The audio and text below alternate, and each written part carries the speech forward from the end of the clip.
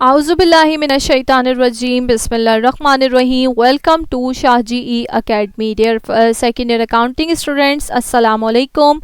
Hope you all are doing well. So students, partnership retirement का topic हम start कर चुके थे, जिसमें लेक्चर नंबर 6 तक हमने कंप्लीट कर लिया था. आई होप सो आप लोगों ने अपना होमवर्क किया होगा. आज हमने प्रॉब्लम नंबर 10 सॉल्व करनी है. लेक्चर नंबर 7 है ये हमारा. स्टार्ट करते हैं problem number 10. Fahim, Ghazal and Hasib were partners sharing profit and losses in the ratio of their capital. Faheem, Ghazal और हसीब तीनों पार्टनर हैं, पार्टनरशिप बिजनेस चला रहे हैं और कह रहे हैं कि प्रॉफिट एंड लॉस, जो भी फ़ायदा या नुकसान होता है वो अपने कैपिटल के मुताबिक, रेशोज़, कैपिटल के जो रेशोज़ हैं इनके, यानी 5, 3 और 2 होगा यहाँ पर रेशो, तो इन रेशो के मुताबिक वो अपना प्रॉफिट एंड लॉस डिस्ट्रीब्यूट करते हैं.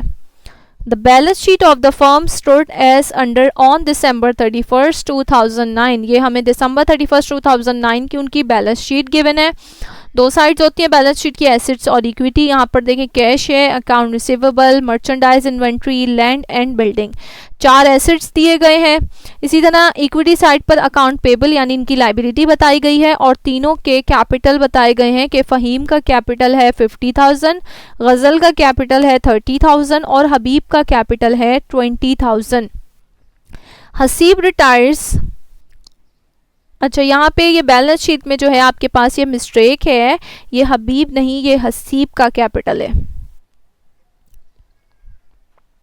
अब आगे देखें क्या कह रहे हैं. Haseeb retire on the above date and is paid the amount equal to the book value after making the following adjustment.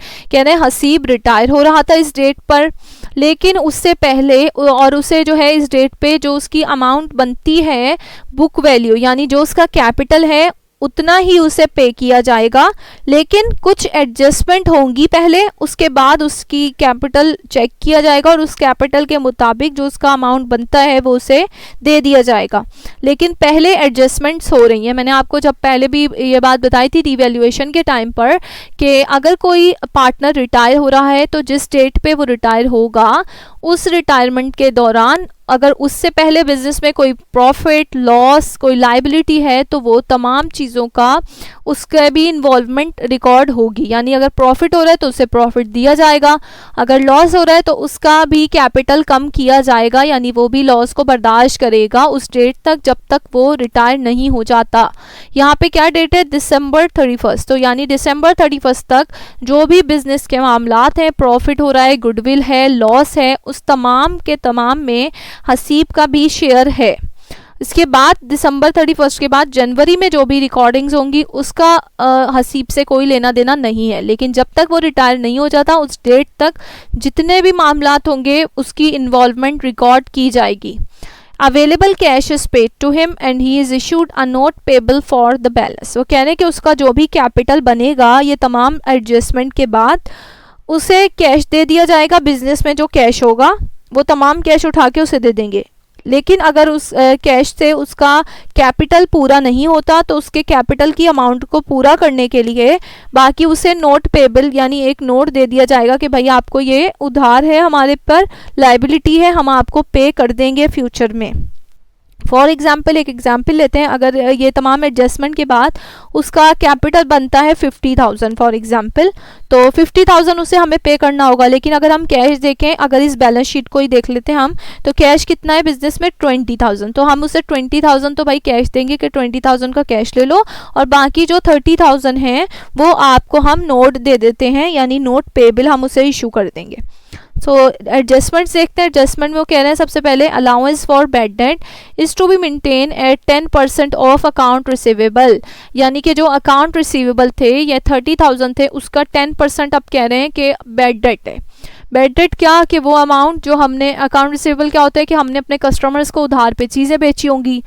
अब जो अमाउंट हमें ये अंदाज़ा हो, एस्टिमेट करें हम कि ये अमाउंट हमें वापस नहीं आनी, यानी 2 कस्टमर थे फॉर एग्जांपल, अब हमें पता है एक तो हमें देगा, लेकिन ये जो दूसरा कस्टमर है ये हमें नज़र नहीं आ रहा देता हुआ, ये हमें लग रहा है कि ये हमारा पैसा डूब गया, हमने इसे उधार पे बेच दिया लेकिन हमें नुकसान हो गया, ये वापस नहीं करेगा. तो वो क्या कहलाएगा, वो हमारा बैड डेट कहलाएगा, यानी डूबा हुआ पैसा जो हमें एस्टिमेट है, ये अंदाज़ा है कि ये वापस नहीं आएगा. तो कह रहे हैं अकाउंट रिसीवेबल का जो 10% है वो हमने allowance for bad date record कर दिया कि यानी 10% हमें वापस नहीं मिलेगा। सेकंड कह रहे हैं land and building is to be appreciated by 20%। 20% से लैंड और बिल्डिंग जो है उसकी अमाउंट बढ़ गई। एप्रिशिएट का वर्ड है यहाँ पे, डेप्रिशिएट नहीं है, तो ज़रा आंखें खोल के देखिएगा। जब डेप्रिशिएट होता तो हम यहाँ पे कम कर देते, लेकिन यहाँ एप्रिशिएट का मतलब है कि ये अमाउंट बढ़ गई। 20,000 से लैंड एंड बिल्डिंग को बढ़ा देना है आपने। थर्ड कह रहे हैं goodwill of the firm is valued at 60,000। Firm की गुडविल कितनी है? 60,000 है। और गुडविल क्योंकि ये पार्टनर हसीब अभी रिटायर नहीं हुआ, वो कह रहे हैं कि रिटायरमेंट से पहले ही एडजस्टमेंट करनी है, तो गुडविल फर्म की टोटल 60,000 है, तो ये 60,000 भी तीनों पार्टनर्स को डिस्ट्रीब्यूट होगी। रिक्वायरमेंट देखिए, रिक्वायरमेंट में कह रहे हैं give the necessary entries in the journal of the firm to give effect of the above. कह रहे हैं कि एंट्रीज रिकॉर्ड करें जर्नल, और उसके साथ ही साथ कह रहे हैं prepare balance sheet of the firm after Haseeb retirement, और हसीब के रिटायरमेंट के बाद बैलेंस शीट भी बना के दिखाएं कि बैलेंस शीट किस तरह से बनेगी। तो सबसे पहले बेटा हम जर्नल की एंट्री लिखेंगे। यहाँ पर हेडिंग लिखते हैं। 3 पार्टनर्स हैं हमारे पास यहाँ पर, Faheem, Ghazal and Haseeb's partnership.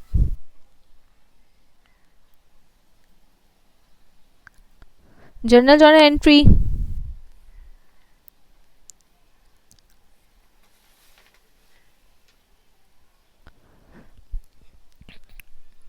Date आता है सबसे पहला कॉलम हमारे पास, सेकंड कॉलम आता है पर्टिकुलर का, थर्ड कॉलम आता है पोस्ट रेफरेंस का, इसके बाद आता है डेबिट का कॉलम, और लास्ट कॉलम होता है हमारा क्रेडिट का। अब पहली एडजस्टमेंट अगर हम देखें 1 बाय 1 स्टार्ट करेंगे अपनी एडजस्टमेंट को, तो पहली एडजस्टमेंट क्या कह रहे हैं? Allowance for bad debt is to be maintain at 10% of the account receivable. तो बेटा अलाउंस फॉर बैड डेट भी अकाउंट रिसीवेबल क्या है? हमारा एसेट है, यानी कि एसेट की वैल्यू में कमी आ रही है।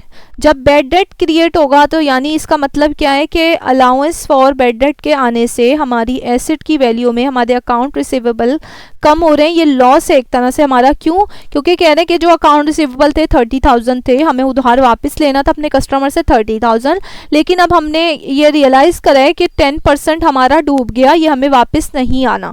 तो बेटा क्योंकि ये डूब गया तो ये हमारा क्या हो गया? एक तरह से लॉस हो गया और हमारी एसेट की वैल्यू में कमी आ गई। तो ये जो एसेट्स की वैल्यू में हमारी कमी आती है या हमारे एसेट्स की वैल्यू बढ़ जाएगी, तो ये हमारा क्या कहलाता है? ये रीवैल्यूएशन कहलाता है। यानी कि रिटायरमेंट के टाइम पे किसी भी पार्टनर की हमारी एसेट्स की वैल्यू जो है, मार्केट वैल्यू क्या है, या हमने क्या रियलाइज़ किया कि अकाउंट रिसीवेबल कितने वापस आएंगे या नहीं आएंगे, तो ये हमारा क्या है? ये हमारा रीवैल्यूएशन ऑफ एसेट्स है। तो हम यहाँ पे क्या रिकॉर्ड करेंगे? हम यहाँ रीवैल्यूएशन को रिकॉर्ड करेंगे। तो एंट्री देखें हमारी क्या बनेगी? अकाउंट रिसीवेबल की जगह हमने क्या लिखना है? रीवैल्यूएशन। ये हमें लॉस हो रहा है तो रीवैल्यूएशन हो जाएगा हमारे पास डेबिट। और कितनी अमाउंट कह रहे हैं कि 30 अकाउंट रिसीवेबल का 10%। तो अकाउंट रिसीवेबल हमारे पास कितने हैं? 30,000 थे बैलेंस शीट में।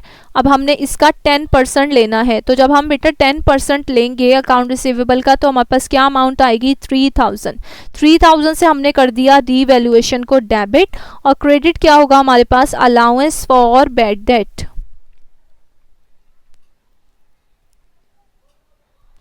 3,000। नरेशन लिखेंगे हम यहाँ पर to record the bad date.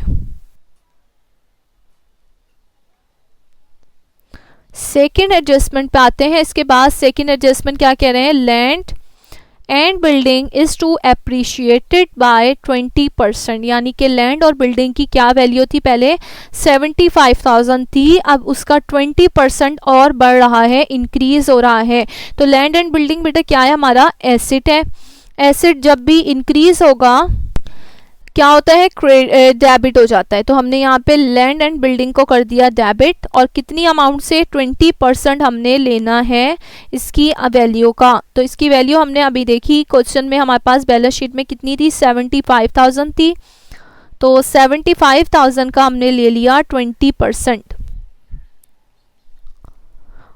तो बेटा आंसर क्या आया हमारे पास? 20% की अमाउंट आ गई हमारे पास 15,000। यानी कि लैंड और बिल्डिंग 15,000 से बढ़ गए, और इसके अगेंस्ट में हम क्या रिकॉर्ड करेंगे क्रेडिट साइड पर, रीवैल्यूएशन 15,000। नरेशन लिखेंगे to record appreciation of land and building, कि लैंड और बिल्डिंग की वैल्यू हमारे पास यहाँ इंक्रीज हो गई है। इसके बाद थर्ड जो एडजस्टमेंट है हमारी वो क्या है, goodwill of the firm is value at 60,000। Goodwill कितनी है, टोटल 60,000 है। अब इस 60,000 को क्या करना है, हमने यहाँ पर रिकॉर्ड करना है, तीनों पार्टनर्स में ये डिस्ट्रीब्यूट हो जाएगी। तो गुडविल हो गया हमारा एसेट, और एसेट जब भी इंक्रीज होता है ये डेबिट हो जाता है। गुडविल की अमाउंट क्या है 60,000, तो 60,000 से हमने गुडविल कर दिया डेबिट। तीनों पार्टनर्स में हमने डिस्ट्रीब्यूट करना है। तो पहला पार्टनर बेटा क्या है हमारे पास, फहीम का कैपिटल हमने क्रेडिट करना है। अब अमाउंट देखें कितनी होगी यहाँ पर, इसका हम अगर प्रॉफिट और लॉस का रेशो देखें तो उन्होंने क्या कहा था, हमें क्वेश्चन में लिखा गया था partners sharing profit and losses in the ratio of their capital. अब इनके कैपिटल के रेशो के मुताबिक ये लोग प्रॉफिट या लॉस डिस्ट्रीब्यूट करते हैं। तो पार्टनर्स के कैपिटल देखें कितने हैं, 50,000, 30,000 और 20,000। अगर हम इन तीनों के जीरोस लेस कर दें तो हमारे पास रेशो क्या बन गया, 5:3:2, यानी फहीम का है 5, गजल का है 3 और इसी तरह हसीब का है 2। और इसके मुताबिक ये लोग इन रेशो के अकॉर्डिंग अपना प्रॉफिट या लॉस डिस्ट्रीब्यूट करते हैं। तो हमने यहाँ पे क्या करना है, 60 को मल्टीप्लाई करेंगे हम, फहीम का कितना रेशो है 5 और टोटल नंबर ऑफ रेशो कितने हैं 5, 3 और 2, टोटल हो गए 10। 60,000 को 5 से मल्टीप्लाई करेंगे, 10 से डिवाइड करेंगे तो हमारे पास क्या अमाउंट आएगी, 30,000 की अमाउंट आ जाएगी। यानी कि गुडविल की वजह से फहीम का कैपिटल क्रेडिट होगा 30,000 से। इसी तरह से बेटा हम गज़ल का कैपिटल क्रेडिट कर देंगे। गज़ल का कैपिटल हमने क्रेडिट करना है, गुडविल डिस्ट्रीब्यूट करी तो अमाउंट क्या आई हमारे पास, 60,000 को हमने मल्टीप्लाई किया 3 से और डिवाइड कर दिया 10 से, तो अमाउंट आ गई हमारे पास 18,000 की। सेकंड के बाद थर्ड लास्ट जो हमारा कैपिटल है वो हसीब का कैपिटल है। हसीब का रेशो क्या है 2, तो हमने 60,000 को मल्टीप्लाई किया 2 से और डिवाइड करना है 10 से, तो अमाउंट हमारे पास क्या आ गई, 12,000 की अमाउंट आ गई। यानी गुडविल में जो गुडविल आई 60,000 उसमें 30,000 है फहीम का कैपिटल, 80,000 मिली गज़ल को गुडविल और हसीब का कैपिटल क्रेडिट हो गया गुडविल की वजह से 12,000। अगेन देखिए हमने तीनों अपनी एडजस्टमेंट सॉल्व कर ली। सबसे पहले उन्होंने कहा अलाउंस फॉर बैड डेट है 10% अकाउंट रिसीवेबल का, तो 10% जब कम होगा, अलाउंस फॉर बैड डेट क्या होता है, हमारा डूबा हुआ पैसा है, ये हमें वापस नहीं मिलना, तो अलाउंस फॉर बैड डेट हम क्रेडिट करते हैं क्योंकि तो डेबिट पे हमने क्या लिखा, रीवैल्यूएशन, यानी ये हमें लॉस हो गया है 3,000 का, 30% का 30,000 का 10% 3,000, तो ये हमें लॉस हो गया। इसके बाद सेकंड कह रहे थे land and building is to be appreciated by 20%, land and building की जो वैल्यू है वो 20% से बढ़ गई है, तो हमने लैंड एंड बिल्डिंग को किया डेबिट और क्रेडिट क्या हुआ, रीवैल्यूएशन, यानी ये हमारा प्रॉफिट हो गया, हमारी वैल्यू एसेट की बढ़ गई। 3,000 का लॉस, 15,000 का प्रॉफिट। तो अगर हम देखें तो डेबिट पे हमारे पास क्या अमाउंट आ रही है 3,000 और क्रेडिट पे अमाउंट आ रही है 15,000, तो डिफरेंस हमारे पास क्या आ रहा है, डिफरेंस आ रहा है 12,000 का, यानी बचा हुआ प्रॉफिट कितना है 15,000 का प्रॉफिट, 3,000 का लॉस। तो अगर हम 3,000 अपना लॉस कवर कर लें प्रॉफिट में से तो रिमेनिंग हमारे पास कितना प्रॉफिट बच जाता है, 12,000 हमारा प्रॉफिट बच गया। तो ये प्रॉफिट बेटा हमने किस में डिस्ट्रीब्यूट करना होता है, ये भी हमारे पार्टनर्स में डिस्ट्रीब्यूट होगा। तो रीवैल्यूएशन क्योंकि क्रेडिट था, अब इसे ख़त्म करने के लिए हमने डेबिट कर दिया 12,000 का हमारा प्रॉफिट जो बच गया वो हमने डेबिट किया और ये हम किस में ट्रांसफ़र करें, कैपिटल्स में ट्रांसफ़र करेंगे। तो 1 बाय 1 हम कैपिटल को क्रेडिट कर देंगे, फ़हीम का कैपिटल क्रेडिट होगा। 12,000 की हमारे पास अमाउंट है, प्रॉफिट है हमारा, और इसका रेशो कितना है, इसका रेशो है 5 इसका रेशो है और टोटल नंबर ऑफ रेशोज कितने हैं 10, तो हम इसे 5 से मल्टीप्लाई करेंगे, 10 से डिवाइड करेंगे अगर, तो हमारे पास अमाउंट आएगी 6,000 की। इसी तरह सेकंड जो हमारी पार्टनर है वो है गज़ल। तो गज़ल का कैपिटल हमने क्रेडिट करना है 12,000 का, हम 3 लेंगे, इसका रेशो 3 है और टोटल नंबर ऑफ रेशो हमारे पास आ गए 10। तो ये अमाउंट आ गई हमारे पास 3,600 की। और लास्ट जो हमारा है वो है हसीब। तो हसीब का कैपिटल हमने क्रेडिट किया 12,000 से, मल्टीप्लाई किया 2 से और डिवाइड कर दिया 10 से। तो अमाउंट आ गई हमारे पास क्या, 2,400 की हमारे पास अमाउंट आ गई। ये क्या कर रहे हैं कि हम गेन जो हमारा प्रॉफिट हुआ है हमें, वो हम ट्रांसफ़र कर रहे हैं अपने पार्टनर्स के कैपिटल के अकाउंट में। तो हम यहाँ क्या लिखेंगे, to record gain to transfer gain of revaluation into partners capital account। कि हमारे पास जो प्रॉफिट हुआ था हमें 12,000 का, वो हमने अपने पार्टनर्स के कैपिटल में जो है ट्रांसफ़र कर दिया है। अब हमने क्या करना है, यहाँ पे हमने तमाम एडजस्टमेंट सॉल्व की, 3 एडजस्टमेंट थी और तीनों एडजस्टमेंट करने के बाद हमने देखा प्रॉफिट हुआ या लॉस हुआ। जो हमारा रिवैल्यूएशन के अकाउंट थे, हमने उन दोनों अकाउंट्स को डेबिट और क्रेडिट को आपस में एडजस्ट किया। तो 3,000 से डेबिट था, 12,000 से 15,000 से क्रेडिट था। तो यानी कि 12,000 से क्रेडिट साइड पर ज़्यादा है, गेन हुआ है हमें 12,000 का, और उस गेन को भी हमने ट्रांसफ़र कर दिया अपने पार्टनर्स के कैपिटल अकाउंट में। अब हमने क्या करना है, रिटायरमेंट की एंट्री सॉल्व करनी है। यानी कि जो हसीब हमारा पार्टनर था वो रिटायर हो रहा है और उसके लिए उन्होंने हमें क्या कहा था, available cash is paid to him and he is issue note payable for the balance. जो कैश अवेलेबल है वो उसे दिया जाएगा और बाकी का जो भी उसका बैलेंस है वो नोट दे दिया जाएगा। तो अगर हम इसका कैपिटल अब देखें तो इसका कैपिटल बेटा यहाँ पर कितना है, हबीब का कैपिटल कितना था, 20,000 का इसका कैपिटल था पहले से। अब हम आ जाते हैं अपनी एंट्रीज की तरफ। यहाँ हम लिखते हैं 20,000 से इसका पहले से कैपिटल है, ठीक है। अब ये देखें एंट्री नंबर 3, एंट्री नंबर 3 में इसका कैपिटल क्या हो रहा है, क्रेडिट हो रहा है 12,000 से। और इसी के साथ ही एंट्री नंबर 4 अगर देखें रीवैल्यूएशन, यहाँ पे भी इसको प्रॉफिट हुआ है 2,400 का।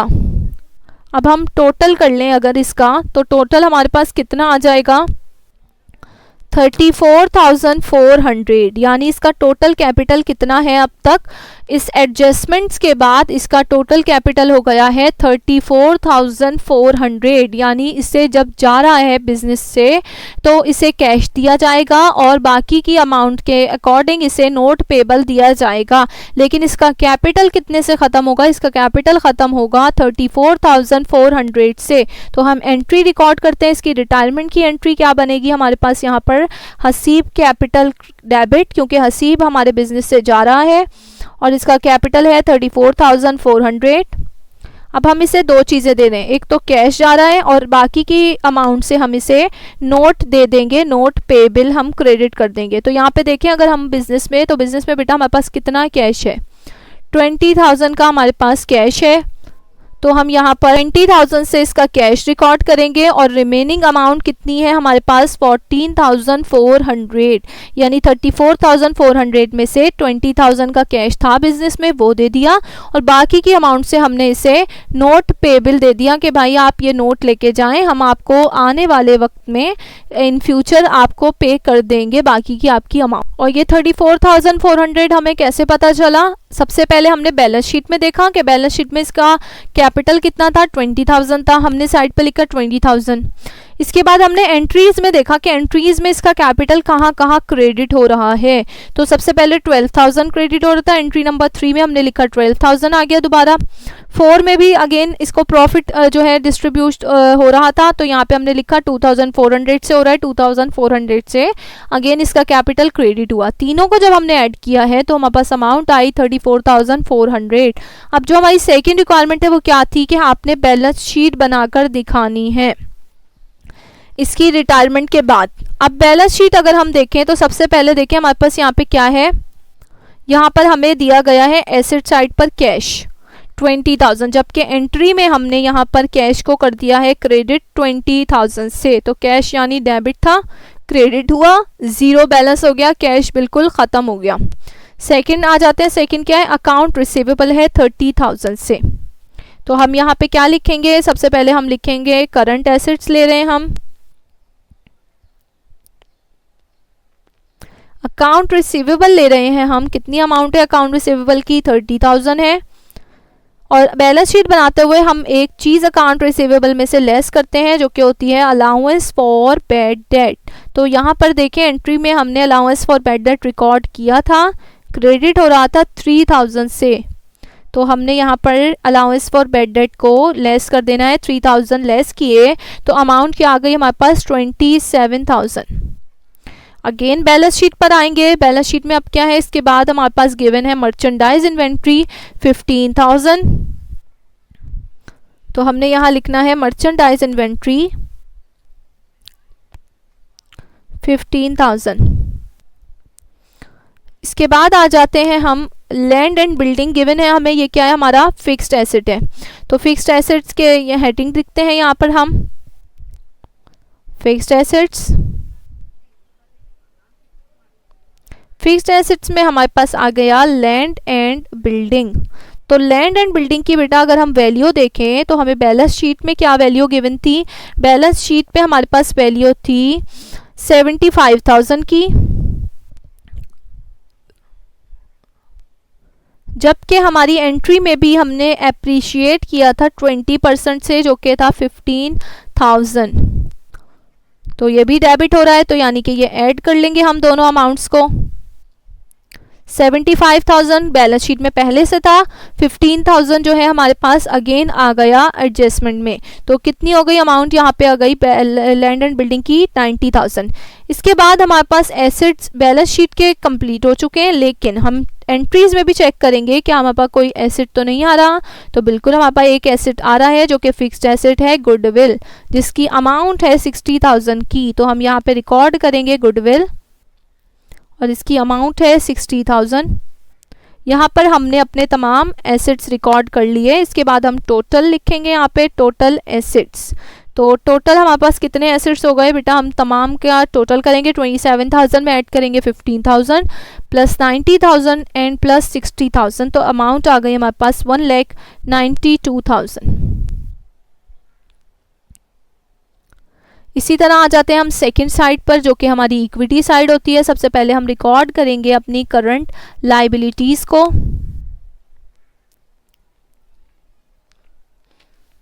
तो करंट लायबिलिटी देखें अगर हम क्वेश्चन में, तो क्वेश्चन में हमारे पास क्या थी, अकाउंट पेबल था 40,000 से। तो हम यहाँ पे रिकॉर्ड करेंगे अकाउंट पेबल, और अकाउंट पेबल की अमाउंट कितनी है, 40,000 रुपीज़ है। इसके बाद सेकंड जो आ रही है हमारे पास लायबिलिटी, वो है एंट्री में जो कि हमने रिटायर होने वाले पार्टनर को दी है नोट पेबल। और कितनी अमाउंट है इसकी, 14,400 से हमारे पास नोट पेबल हो जाएगा, क्रेडिट हो रहा है, यानी हमारी लायबिलिटी बढ़ रही है 14,400 से। इसके बाद हमने लिखने हैं पार्टनर्स के इक्विटी अकाउंट जो हमें गिवन थे एंट्रीज में भी और इसके साथ साथ हमारी बैलेंस शीट में भी। क्योंकि पहले 3 पार्टनर थे, एक पार्टनर चला गया, तो अब कितने पार्टनर बच गए, अब हमारे पास 2 पार्टनर रिमेनिंग है, फ़हीम का कैपिटल और गज़ल का कैपिटल। अगर हम एंट्रीज के पहले बैलेंस शीट में देखें तो फ़हीम का देखें कैपिटल कितना है, 50,000 है, यानी 50,000 फ़हीम का पहले से कैपिटल था। इसके बाद हमने एंट्रीज में देखना स्टार्ट किया तो फ़हीम का कैपिटल क्रेडिट हो रहा है 30,000 से, ऐड कर देंगे हम इसे 30,000 को भी। इसके बाद एक और एंट्री में फ़हीम का कैपिटल क्रेडिट हो रहा है 6,000 से। तो ये टोटल हमारे पास कितनी अमाउंट आ गई यहाँ पर, 86,000 से इसका टोटल कैपिटल आ रहा है फ़हीम का। तो हमने यहाँ पे बैलेंस शीट में कितना रिकॉर्ड करना है, बैलेंस शीट में हमने रिकॉर्ड करना है 86,000 से। इसी तरह जो सेकंड पार्टनर है गज़ल, इसका जो कैपिटल है बैलेंस शीट में वो कितना है, 30,000, यानी इसका कैपिटल है 30,000 का और गुड, अगर इसकी हम एंट्रीज में देखें तो एंट्री में देखें इसका कैपिटल कितना आ रहा है, क्रेडिट हो रहा है 18,000 और इसके बाद क्रेडिट हो रहा है 3,600 से। तो टोटल बेटा कितना आ गया हमारे पास, इसका कैपिटल की अमाउंट हो गई टोटल 51,600। तो गज़ल का कैपिटल यानी कितने अमाउंट से हम बैलेंस शीट में रिकॉर्ड करेंगे, 51,600 से यहाँ पर रिकॉर्ड करेंगे। अब हम टोटल कर लेंगे अपनी इक्विटी साइड का भी। तो टोटल इक्विटीज़ आ गई हमारे पास 1,92,000 की। Both sides are equal. इसके बाद आ जाते हैं हम अपने होमवर्क पर। होमवर्क में आपने प्रॉब्लम नंबर 11 सॉल्व करनी है। यहाँ भी आपके पास एक बैलेंस शीट गिवन है, सेम इसी तरह का जो है क्वेश्चन है। जर्नल एंट्री बनानी है आपने सबसे पहले एडजस्टमेंट्स की, उसके बाद जो अमाउंट है वो जो है आपने कैलकुलेट करनी है कि जो हमारा रिटायर होने वाला पार्टनर है उसकी अमाउंट क्या बन गई, पहले उसका कैपिटल कितना था और जर्नल एंट्रीज में उसका कैपिटल कितने से अगेन क्रेडिट हुआ है, उसको देखते हुए आपने कैपिटल की अमाउंट फाइंड आउट करनी है। इसके बाद आपने बैलेंस शीट बनानी है जिस तरह से हमने अभी क्लास में डिस्कस किया, सेम वही जो है आपने 2 रिक्वायरमेंट्स होमवर्क में सॉल्व करनी है। इंशाल्लाह नेक्स्ट लेक्चर में आपसे मुलाकात होगी, तब तक के लिए अपना बहुत सारा ख्याल रखिएगा। अल्लाह हाफिज़।